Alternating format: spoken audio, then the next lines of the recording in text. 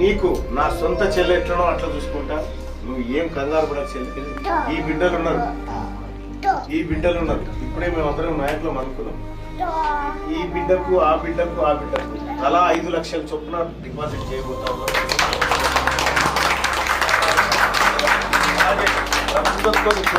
ప్రభుత్వంతో కొట్లాడి ఎట్టి పరిస్థితిలో నీకు ఇల్లు ఇప్పించేటువంటి ప్రయత్నం మనసులో అందరూ వచ్చారు కదా, వాళ్ళు నిలదీశాను.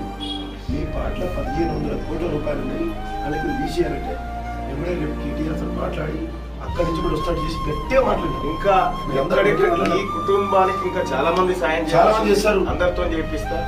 నేను మీ తమ్ముడు మీ అన్నగా చెప్తా ఉన్నా, వీళ్ళు మంది కాదు, నా కొడుకు, నా కోడళ్ళు, నా అల్లుడు అసంటి పిల్లలు.